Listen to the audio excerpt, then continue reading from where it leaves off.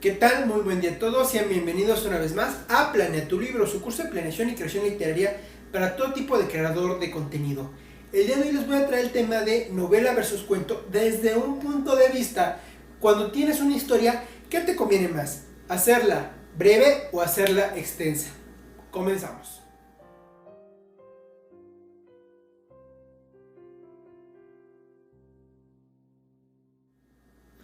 Muy bien, para empezar les recuerdo que en la descripción siempre les dejo todas mis redes sociales con diversos proyectos tanto de literatura como de psicología y también de medicinas integrativas.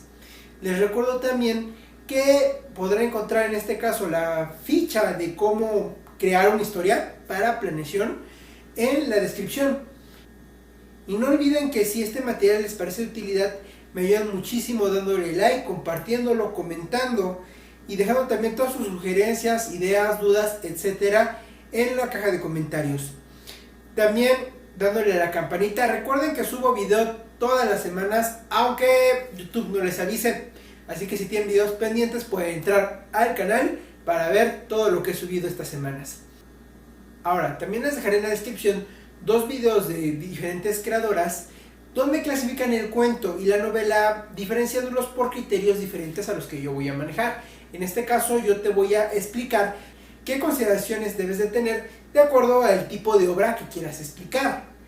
Sin embargo, en esas vas a encontrar una que te dice las diferencias más técnicas, digamos teóricas que se suelen considerar, lo cual te va a ser muy útil si tus intenciones son más académicas para diferenciarlos. Por ejemplo, donde dicen que un cuento se basa en los hechos y una novela en los personajes.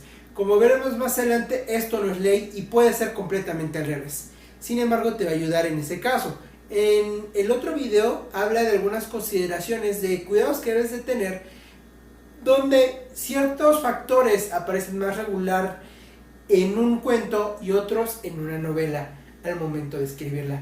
Te van a ser también de mucha ayuda, así que no olvides revisarlos. Y recuerda que cada que revises algún link que te deje en la descripción, no olvides mencionarle a los creadores que vas de mi parte y mandarles un saludo. Ahora vamos a comenzar con un dicho muy común. El cuento es intenso y la novela es extensa. Es la diferencia clásica donde se dice que se puede reconocer una novela o un cuento fácilmente por el tamaño del mismo. Sin embargo, también algunos editores y autores te mencionan que no hay un criterio tan específico. ¿Por qué? Porque hay un punto donde llamar algo una novela corta o un cuento largo es difícil. De hecho, sí hay clasificaciones de acuerdo al número de palabras, cuál es. Pero si tú lo revisas, vas a notar que hay un espacio bastante amplio entre un cuento largo y una novela corta. Incluso entre un cuento y un microrrelato hay espacio de diferencia. ¿Esto por qué es? Porque realmente en el arte muchas cosas no se marcan con la línea de un bolígrafo, sino que hay criterios que pueden ser más o menos presentes, lo cual hace que en casos extremos reconozcamos fácilmente la diferencia. Por ejemplo, un libro de 700 páginas contra un cuento de 3 páginas. Es fácil de reconocerlo. Sin embargo, en otros momentos no. Por ello, muchos te van a decir también que estos criterios, no son tan necesarios debido a que la importancia muchas veces depende más de la plataforma. Por ejemplo, si tú vas a escribir para un concurso, tienes que considerar el límite que ellos te den. Si tú vas a escribir para Twitter, tienes que considerar los caracteres que te permite poner. Ahora, esta diferencia, sin embargo, sí es importante al referirse a esta frase, intenso y extenso. ¿Por qué? Si tú vas a hacer una historia que se alarga demasiado, por ejemplo, si tú decides entre un cortometraje y un largometraje, tienes que considerar que los eventos tienen que tardar, tienes que meter más situaciones o más personajes o más ambientes, algo que rellene ese espacio de tiempo, que permita al lector que se pueda centrar en algo en ese tiempo, que no haya un espacio muerto, un espacio vacío. Por ello se dice mucho que en el caso de la novela hay muchos periodos de tranquilidad, de relajación. digamos, hay valles donde la tensión disminuye y podemos usarlo para reconocer a cualquier aspecto de la misma historia o simplemente para un pequeño descanso de relajación, de diversión, de risas. Poner tal vez algún fanservice es necesario. Recuerda que también tengo un video en la serie de mi canal de cómo planear una novela sobre cómo usar el fanservice y de hecho que sea útil para la obra, no solamente un agregado. Ahora, en el cuento tienes muy poco tiempo, por ello se dice que es intenso, porque da las emociones de golpe y da los eventos importantes. Por tanto, para que el espectador se pueda animar con tan poco contenido y no se aburra, tienes que darle algo emocionante, algo que lo impacte.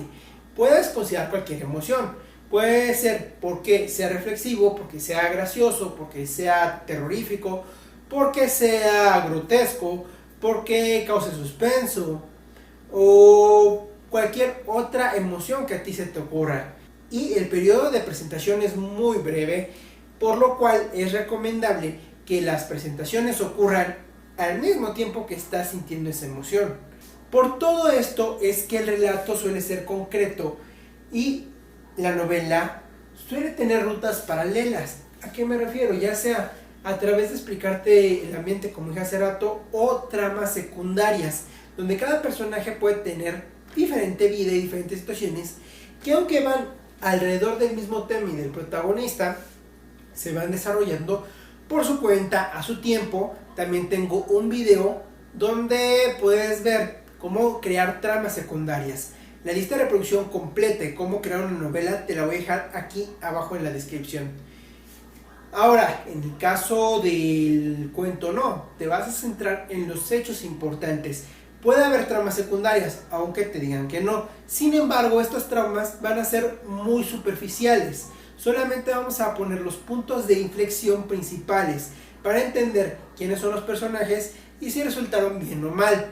Digamos que prácticamente lo que presentas en el cuento como tramas secundarias es lo mismo que escribirías como un concepto de esa historia. Ahora, otro punto muy importante es que los cuentos te suelen servir para prácticas y las novelas tienes que prepararlas bastante. Algunos escritores de brújulas suelen hacer sus novelas simplemente con el concepto. Sin embargo, esta es una habilidad que es bastante complicada de desarrollar, lleva su tiempo y muy pocos pueden hacerlo. Regularmente hay un riesgo al hacer una historia extensa sin prepararla, ya que repites lo que muchos han escrito. Incluso si no lo has visto antes, suelen llegar las ideas que le llegan a cualquier novato y de la misma forma, por falta de esta práctica, la cual normalmente te la van a dar los relatos. Incluso puedes hacer microrelatos, a veces de 10 palabras, o puedes hacer relatos de 1 a 2 páginas, lo que te llegue, de acuerdo a lo que hay alrededor de ti, de acuerdo a tu ambiente. Incluso viendo una mosca volar, podrías hacer la historia de la misma y cómo está pasando su vida.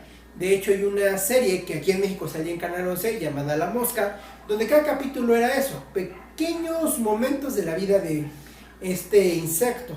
Y estas prácticas te permiten mejorar, ver errores, diseñar nuevos personajes, buscar ambientes interesantes, etc.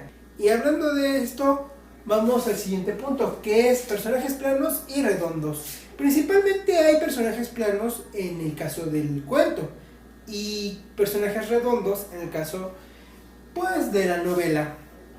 Esta diferencia, en pocas palabras, es que los personajes planos tienen algunas breves características básicas que son lo que nos va a demostrar cómo es. Normalmente tiene una característica principal en la cual nosotros podríamos resumir a ese personaje en una palabra y los detalles de su vida que le van a permitir, pues, enfrentarse a este evento. En el caso de los redondos no es solo eso, tienen opiniones, gustos sobre diferentes cosas, incluso tienen planeación sobre situaciones que no van a aparecer en el libro, que no están preparadas para eso, simplemente es para conocerlo bien y a veces con una simple frase que suene más natural y más real, a pesar de que no me contó nada de sí mismo. Sin embargo, sí puedes contarlo, porque la novela te da mucho tiempo que tienes que rellenar en el cual puedes contar. Por eso se suele decir que la novela se centra en los personajes, pero tú puedes hacer un cuento que se centre puramente en el personaje, ya que si nosotros analizamos la historia, podría haber sido un evento exageradamente corto, incluso de 2 segundos, pero como nos centramos en el personaje, en su percepción, en su forma de vida, podemos entenderlo mejor a él. Todo depende de las intenciones de tu historia. Un ejemplo de historias que se centran de una manera muy diferente es que un cuento se trate de un ataque de pánico. Vas a ver varios, por ejemplo, en la bibliografía de Allan Poe. Hay muchos cuentos donde si tú enumeras los eventos, no pasa casi nada. ¿Por qué? Porque mucho era más bien cómo se sentía el personaje. Y en el caso de las novelas, hay muchas que no se centran en los personajes. Y tienes como buen ejemplo, básicamente la bibliografía de Julio Verne. Los personajes no tienen desarrollo, al menos no los principales. Y regularmente, si los analizas bien, viven la misma historia. Esto lo he comentado en otros videos. Ahora, vamos al último punto, que es que los cuentos pueden ser muy ambiguos y las novelas muy descriptivas. Este es el común denominador, pero, una vez más, no es una ley.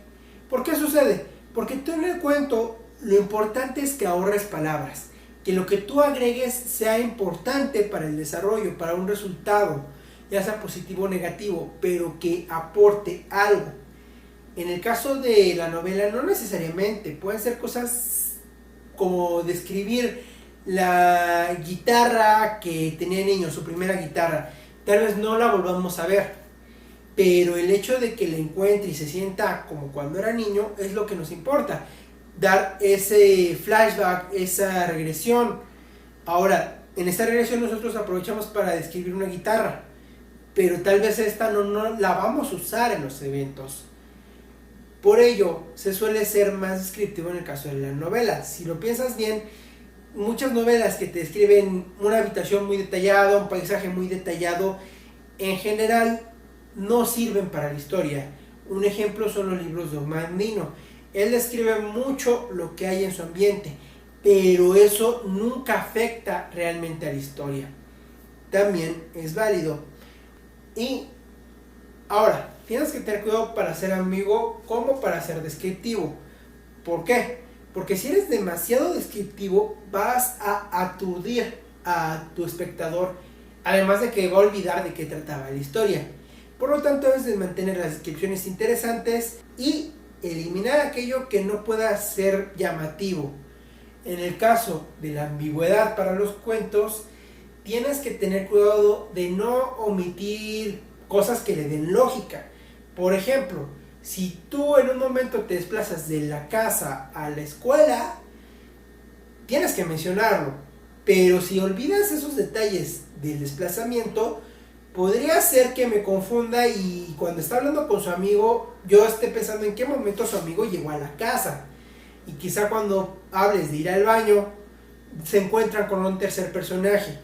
Y a mí ya me confundió por qué hay ese personaje en su casa. Me lo imagino como un intruso de la misma.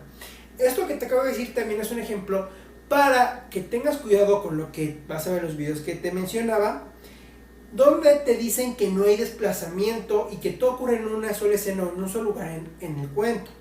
Un cuento puede tener varios lugares, pero eso sí, tienen que tener algún significado. Aunque tú solo lo menciones como lo que pasaba en la escuela o que lo molestaban en la escuela, puede ser con eso toda la participación de la escuela. Pero ya apliqué que es por la gente que lo molestaba, tenía sentido.